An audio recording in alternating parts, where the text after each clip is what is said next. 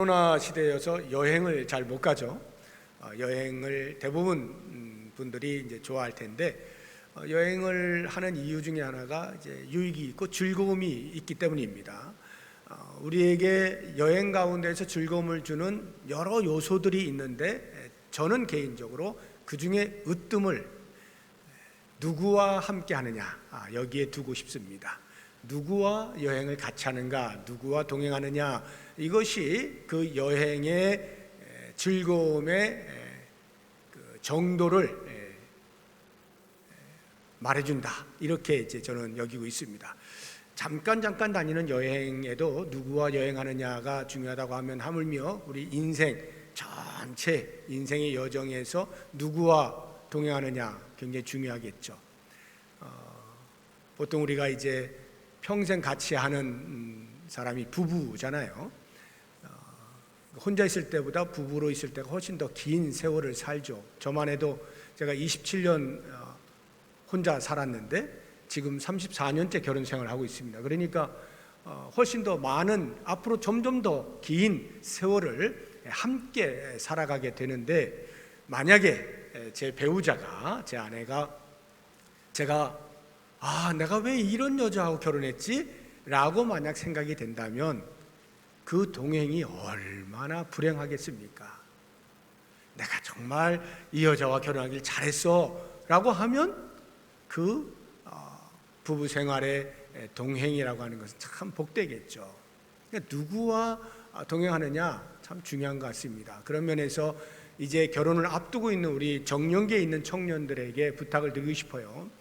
저도 이제 세 자녀 가운데 이제 한 명만 결혼을 했기 때문에 두 자녀가 이제 결혼 정년기에 지금 있습니다. 그래서 우리의 자녀들도 마찬가지로 선택을 잘해야 된다. 그것은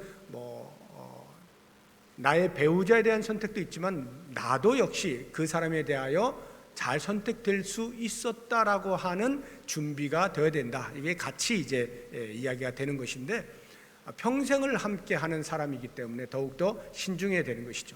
물론 그래서 두려워서 그냥 혼자 살아야지, 이건 좋은 생각은 아닌 것 같고요. 할 수만 있다면 신중하게 잘 기도하면서 이렇게 배우자를 선택하면 평생을 좋은 동반자로서 살아갈 수 있을 것이다 하는 생각이 듭니다. 우리 성도의 경우에는, 성도도 이제 여정이라고 하는 것이 있는데요, 보통 철로 역정 이렇게 말을 하죠. 천국을 바라보고 천국을 향하여 가는 사람들이 이제 성도입니다. 그런 면에서 누구와 동행하느냐 하는 것은 이 철로 역정, 천국을 가는 신앙의 여정의 성패를 가늠한다 해도 과언이 아닐 정도로 매우 중요합니다. 만약 우리가 주님과 동행하며 살 수 있다면 그것은 더 이상의 복이 없죠. 성공은 보장된 것과 다름이 없습니다. 그러면 왜 주님과 동행하는 것이 우리에게 복인가, 유익한가, 은혜가 되느냐 하는 이런 부분들 한번 같이 말씀을 통해 생각해 보고, 그 다음에 어떻게 하면 주님과 계속적으로 동행을 할 수 있을 것이냐, 그 비결에 대해서 몇 가지 같이 묵상을 해보도록 하겠습니다. 먼저 주님과 동행하면 어떠한 유익이 있을까 하는 부분에서 가장 먼저 생각할 것은 주님을 알아가는 유익이 있습니다. 제가 이제 건강을 위해서 한 10년 전부터 등산을 종종 다니는데, 제 아내하고 둘이, 그리고 제 친구 목사 부부하고 이렇게 다니는데, 이 친구 목사 부부는 제가 청년 시절에 한 교회에서 청년부에서 같이 활동했던 사람들입니다. 4명이 다 한 교회 사람들이에요.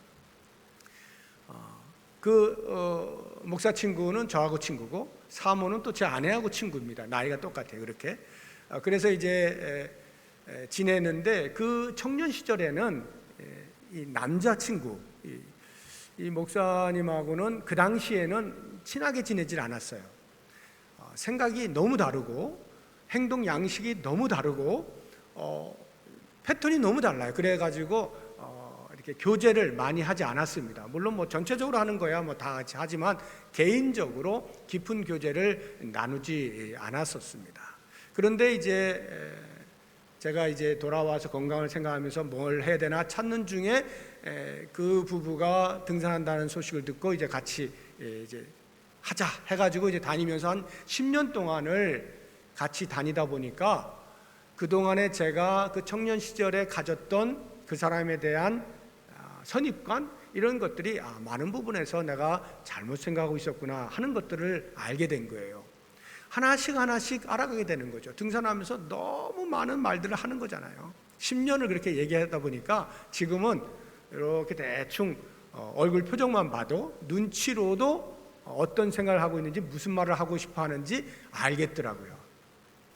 그러니까 동행을 하면 서로 알아가게 되는 것을 경험하게 됩니다. 성경에 많은 인물들이 주님과 동행을 해왔죠. 그러면서 그 동행의 복들을 제가 이렇게 살펴보면 아브라함 같은 경우에 갈대 우르에서 하나님께서 불러가지고 가나안 땅으로 가라 이렇게 말씀하실 때 초창기에 아브라함은 하나님을 잘 몰랐던 때입니다. 하나님이 어떤 분인지 정확히 몰랐어요. 그런데 이제 아무튼 이렇게 가면서 가나안 땅에 들어가서 정착하고 생활하는 모든 과정 속에서 주님과 계속 이제 동행을 하게 되죠. 그러면서 그가 점차로 하나님을 알아가게 되는데 그 알아가게 되는 상황에서 하나님께서 아브라함을 이렇게 불러줍니다. 이사야서 41장 8절을 보시면 그러나 나의 종 너 이스라엘아 내가 택한 야곱아 하고 나의 벗 아브라함의 자손아 아브라함을 가리켜 나의 벗이라 말씀을 해주십니다. 아브라함이 얼마나 하나님과 동행을 했으면 하나님께서 내 친구라고 불러줄 만큼 그렇게 친밀한 교제를 나눴던 것을 볼 수가 있고요. 예수님의 수제자라 불려졌던 베드로가 예수님이 살아계셨을 때 공생의 기간 동안에 같이 3년 또는 3년 반 동안 밀접한 관계를 가지면서 이렇게 동고동락 하잖아요. 그런데 그 시간 동안에 실수를 많이 합니다. 베드로가 오히려 베드로가 예수님과 동행하면서 예수님을 알아가게 된 것은 오히려 예수님이 돌아가시고 부활하셔서 다시 나타나셨을 때 그때 이후로 베드로가 훨씬 더 예수님을 더 많이 알아가게 되는 것을 볼 수가 있어요. 그래서 내가 왜 그동안에 예수님을 잘 몰랐을까에 대한 후회와 함께 예수님을 알아가는 기쁨에 대하여서 혼자만 간직하고 있을 수가 없어서 그가 성도들에게 나누는데 베드로가 흩어져 있는 성도들에게 편지한 것이 성경에 있죠. 베드로전서와 베드로후서입니다. 거기 보시면 다 이야기를 해놓고 제일 마지막 베드로후서 3장 18절 제일 끝절인데 거기에 이렇게 표현을 해놓았어요. 오직 우리 주 곧 구주 예수 그리스도의 은혜와 그를 아는 지식에서 자라가라. 그를 아는 지식에서 예수 그리스도를 아는 지식에서 자라가라. 마지막 권면인데 이 말씀을 하는 이유가 뭐예요? 그리스도를 아는 것이 얼마나 큰 복이냐. 경험되어진 것을 성도들에게 나누는 거예요. 그래서 여러분도 꼭 그런 복을 누릴 수 있길 바랍니다. 이렇게 권면하는 것이죠. 우리가 사도 바울을 잘 아는데요. 사도 바울은 처음부터 사도가 아니죠. 오히려 예수 믿는 사람들을 잡으러 다니던 폭행자였습니다. 그런데 부활하신 주님을 빛으로 만난 이후에 그의 삶이 180도 달라지죠. 그러면서 그가 그동안에 누려왔던 이 땅에서 자랑스러워할 만했던 것, 손에 잡고 있었던 것, 사람들이 부러워할 만한 것들, 이런 것들을 다 배설물과 같이 여겨요. 해와 같이 해로 여겨요. 그리고 오직 한 가지 예수 그리스도를 아는 지식의 고상함, 그것을 붙듭니다. 우리 빌립보서 3장 8절 한번 볼까요? 또한 모든 것을 해로 여김은 내 주 그리스도 예수를 아는 지식이 가장 고상하기 때문이라. 예수를 아는 것의 고상함을 아니까 나머지 것들이 하찮게 보이는 거예요. 예수 그리스도를 안다는 것은 엄청난 복입니다. 한번 생각해 보세요. 우리가 이 땅을 살면서 조금 사회적으로 저명한 사람들, 높은 지위에 있는 사람들 우리가 한번 만나면 나 그 사람 만났어 자랑스러워 하잖아요. 뭐 인기 연예인이라든가 아니면 운동선수들 팬들이 많은데 그 팬들이 혹시라도 어디 가가지고 손 한번 잡으면 난리 나죠. 나 그 사람 손잡았어. 만약에 어떤 기회가 생겨가지고 사진이라도 같이 한번 찍었다. 그러면 어떨까요? 나 그 사람 알아. 이제 아는 거예요. 나 그 사람 잘 알아. 사진도 같이 찍었어.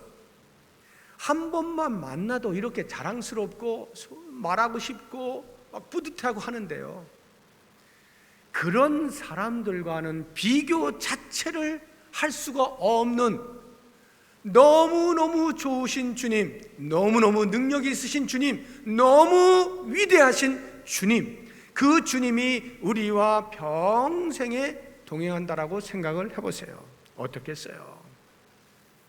참으로 놀랍지 않습니까? 그것이 자랑스럽지 않느냐고요. 나 주님 알아. 그런데 그냥 아는 게 아니야. 너무 친밀하게 알아요. 주님을 안다는 것은 엄청난 복입니다. 주님과 동행할 때 우리는 주님을 알아가게 되는 거죠. 알기만 합니까? 주님과 동행하면요, 주님을 닮아가게 됩니다. 동행을 하면 닮죠. 부부가 서로 닮는다고들 이야기하잖아요. 제 아내하고 저는 제 개인적으로 외모적으로든 뭐든 이렇게 닮은 구석을 별로 찾아볼 수가 없어요. 그런데 사람들은 주변에서 이야기를 하더라고요. 자꾸 닮았다 그래요. 그 이야기는 아마 어떤 오래 살다 보니까 어떤 풍기는 분위기 이런 것들에서 이렇게 닮았다라고 느껴지는지는 모르겠습니다만, 아무튼 닮아간다는 거예요. 그러니까 나도 모르는 사이에 서로 간에 영향을 미치기 때문에 그렇게 닮아져 가는 것 같아요. 물론 이제 영향이라고 하는 것이 약한 쪽에서 강한 쪽에 더 많은 영향을 받게 돼 있죠. 그럼 우리가 예수님과 동행을 한다라고 할 때 예수님이 우리로부터 무슨 영향을 받으실 일은 없잖아요. 우리는 워낙이 부족하고 예수님은 완전하신 분이니까 우리에게 영향을 받으실 일은 없어요. 우리에게 영향을 주시는 분이죠. 그러니까 우리는 예수님을 닮아가게 되죠. 영향을 받아서 닮아가게 되어 있는 것입니다. 이 땅에서 그 꿈나무들이 보통 이제 자기의 미래에 대해서 이야기를 할 때 자기 분야의 그 롤 모델이 있잖아요. 그래서 나는 이 사람을 닮아갈 거예요. 나는 이 사람처럼 될 거예요. 이런 이야기를 많이 하지 않습니까? 그래서 그 사람에 대해서 분석을 하고 연구를 하고 그렇게 되려고 노력들을 하잖아요. 마치 그 사람이 만약에 어떤 계기가 되어서 자기를 지도해 줄 수 있는 그런 기회를 잡았다 하면 난리 나죠. 와! 그런데 우리는 주님과 동행할 때 주님께서 늘 우리에게 영향을 미치시면서 우리가 주님을 닮을 수 있도록 기회가 언제나 열려 있는 것이에요.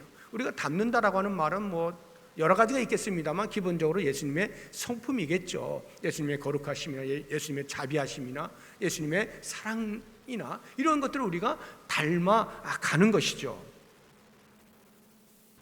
여러분들이 인생을 살면서 목표가 있다면 우리 신앙의 목표로 잡을 때 뭐가 있겠어요? 예수님 닮는 것이 나의 목표입니다. 이것 아니겠습니까? 찬송가 452장을 보면 내 모든 소원 기도의 제목이라는 찬송이 있어요. 거기 1절 제일 처음 첫 소절에 나오는 것이 내 모든 소원 기도의 제목 예수님 닮기 원함이라.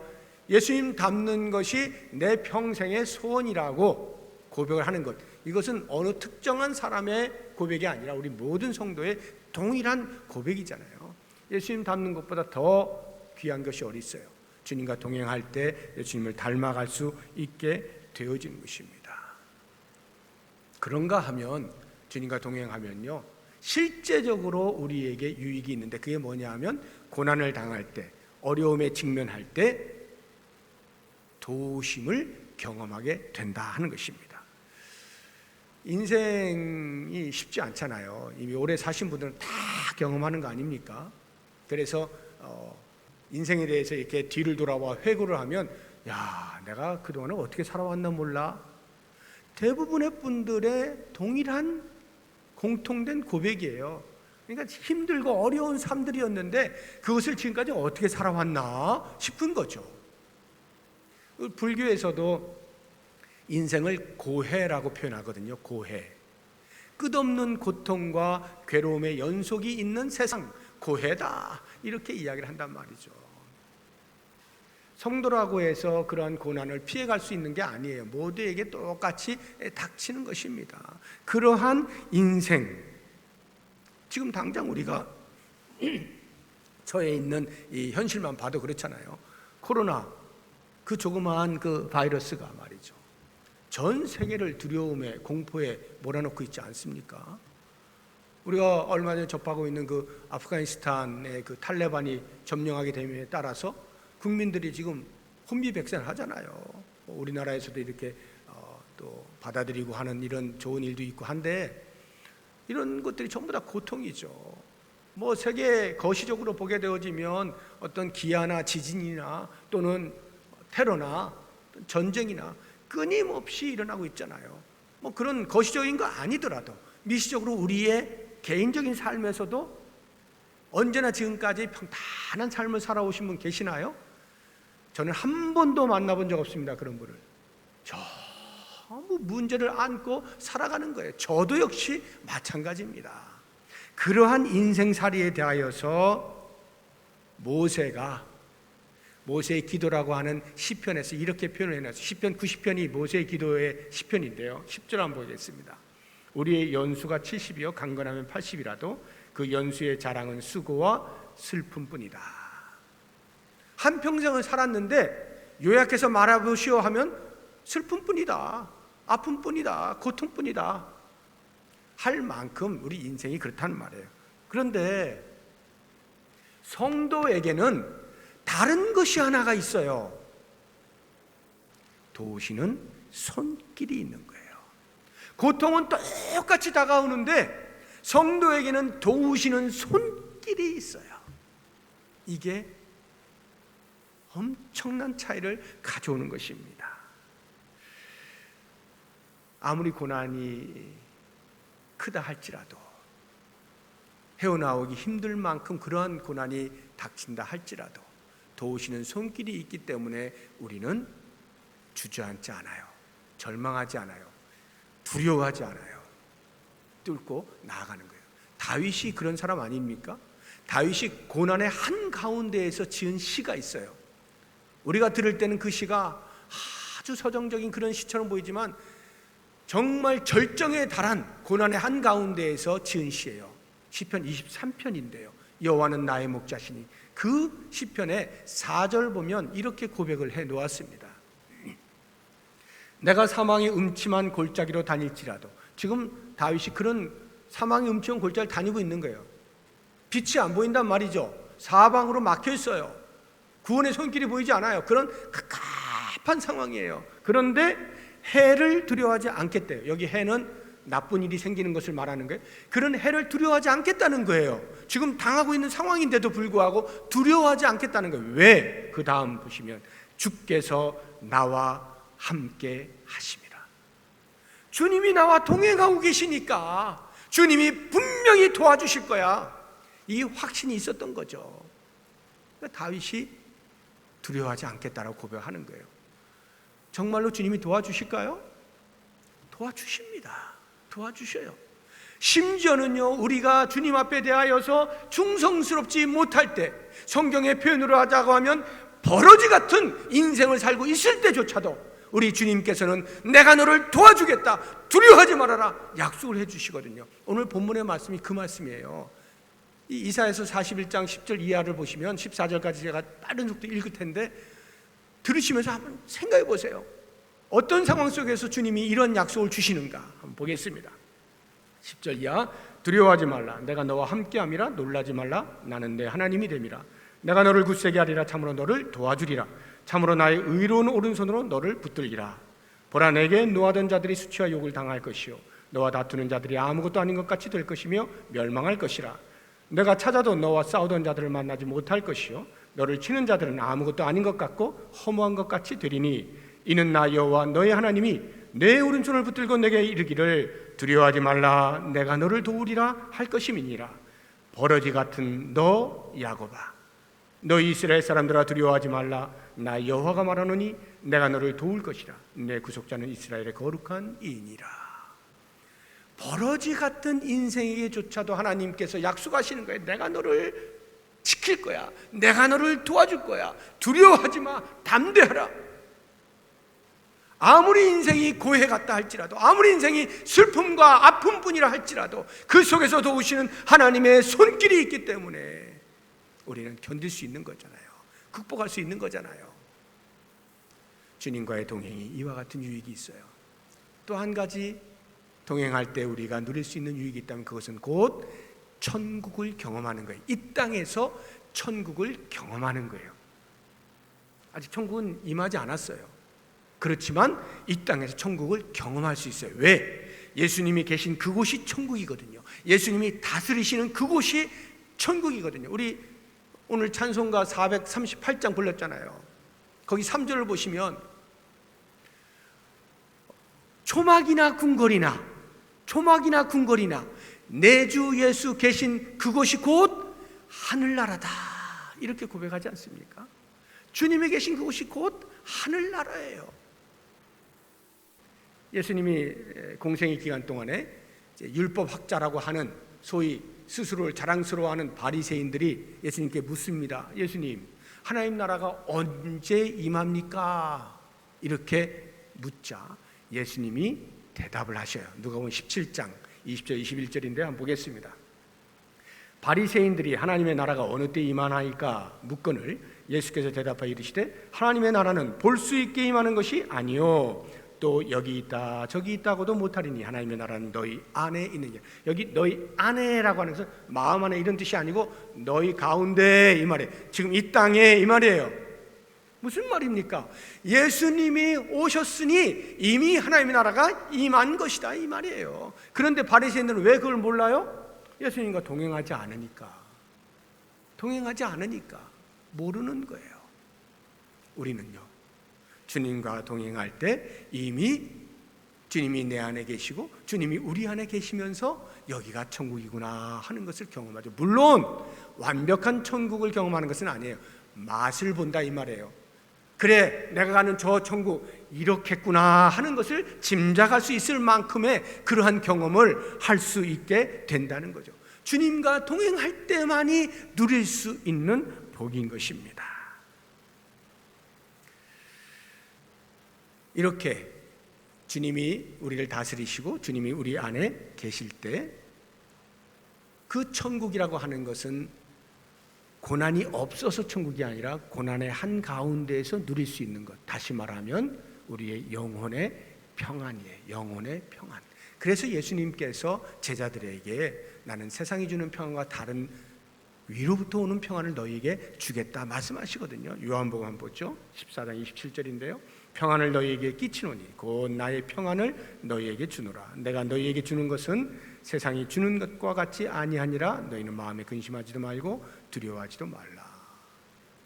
그래서 주님이 나와 함께 하심으로 주님이 주시는 그 놀라운 평안 때문에 천국을 경험하게 되는 거예요. 이와 같은 놀라운 유익들을 우리가 주님과의 동행 속에서 누리게 되어지는데, 그러면 과연 어떻게 우리가 주님과 동행할 수 있을까? 가만히 있는데 저절로 동행이 되는 게 아니에요. 우리가 해야 할 일들이 있어요. 몇 가지 간단히 생각해 보면 가장 먼저 해야 될 것은 죄를 멀리하는 겁니다. 죄를 제거해야 되는 거예요. 죄가 있는 한 주님은 우리와 동행하실 수가 없습니다. 죄가 있는 상태에서 아무리 주님을 불러봐도요, 주님은 대답을 하지 않으셔요. 그것이 이사야서 59장에서 이렇게 표현하고 있는 거예요. 1절 2절 보면 여호와의 손이 짧아 구원하지 못하심도 아니요 귀가 둔하여 듣지 못하심도 아니라. 2절 오직 너희 죄악이 너희와 너희 하나님 사이를 갈라놓았고 너희 죄가 그의 얼굴을 가리어서 너희에게서 듣지 않으시게 합니다. 죄악이 하나님과 우리의 사이를 소원하게 만든단 말이에요. 서먹서먹하게 만든단 말이에요. 거리를 두게 만든단 말이죠. 그래서 죄를 멀리 할 때 비로소 우리는 주님과의 그 동행의 즐거움과 유익과 은혜를 누릴 수가 있게 되어지는 것입니다. 그래서 과거의 성막에서 이제 하나님의 임재의 상징인 그 지성소, 거기를 섬기는 사람이 대제사장이잖아요. 대제사장이 지성소에 들어가서 섬길 때 먼저 해야 될 것이 자기의 죄를 사함받는 의식을 행해야 돼요. 그렇게 하지 않으면요, 그 일을 하다가 죽습니다. 죽으면요, 그 지성소, 거룩한 곳, 하나님의 거룩이 있는 그곳에 아무나 못 들어가요, 사람이.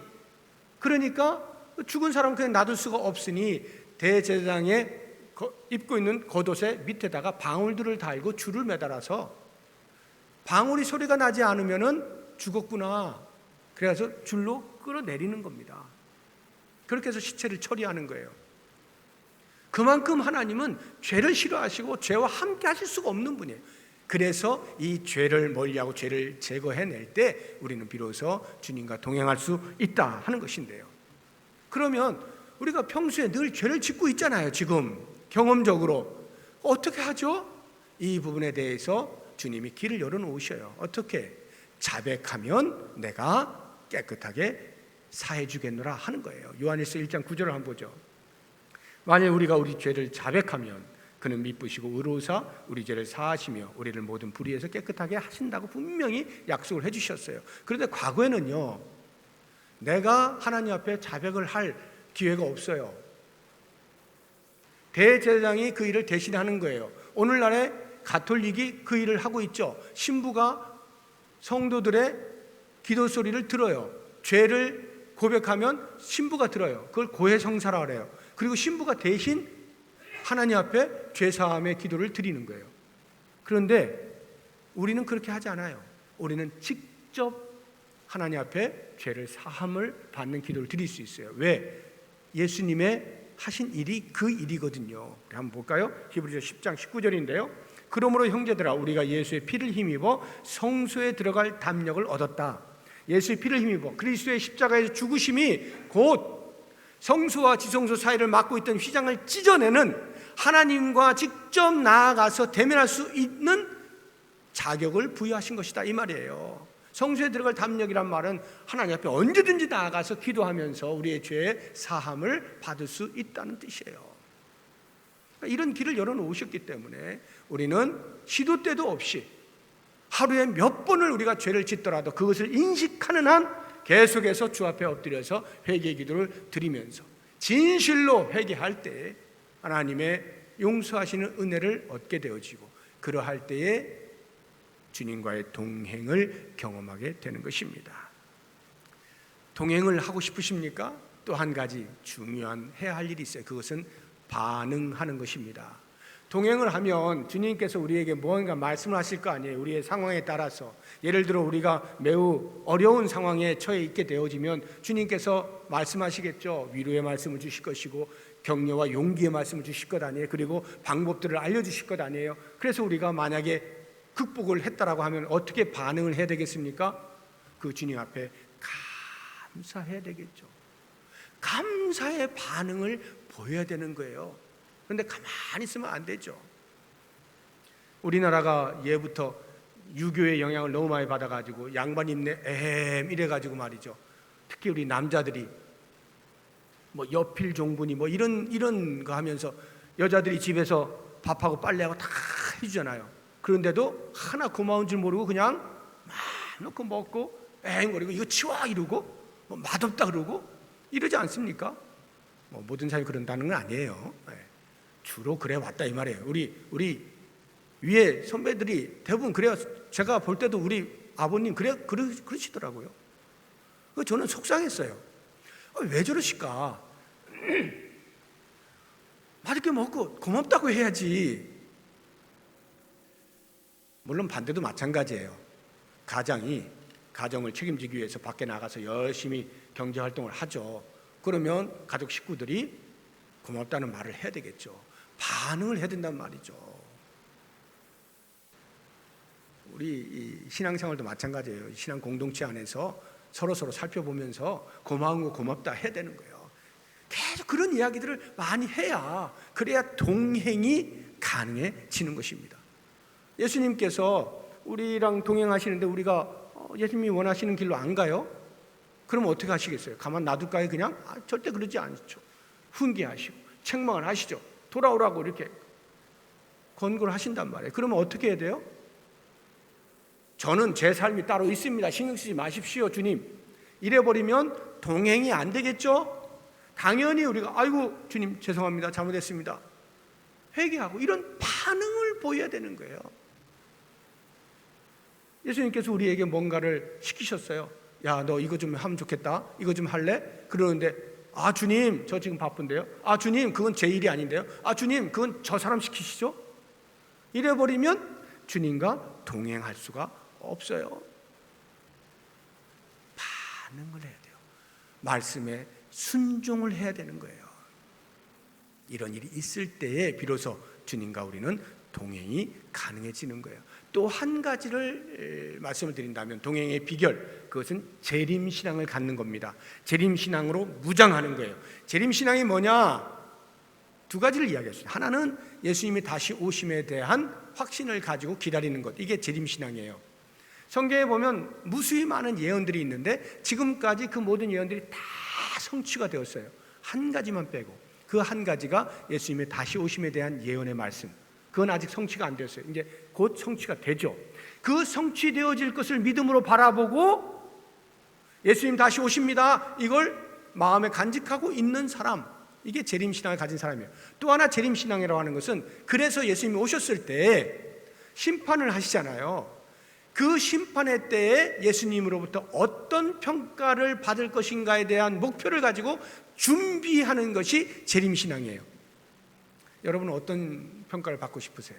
한 분도 빠짐없이 악하고 게으른 종아, 이런 평가 받기 원치 않으시겠죠. 다 착하고 충성된 종아, 잘했다, 이런 평가 받고 싶으신 것 아닙니까? 우리 모두의 마음이죠. 그러면 그러한 평가를 받기 위하여 이 땅을 사는 동안에 준비를 해야 되는 거예요. 준비. 이게 재림신앙이에요. 에녹이 그의 평생 동안 300년 동안 하나님과 동행하며 살았다 그러잖아요. 그게 어떻게 가능했겠어요? 동행하며 사는 것이.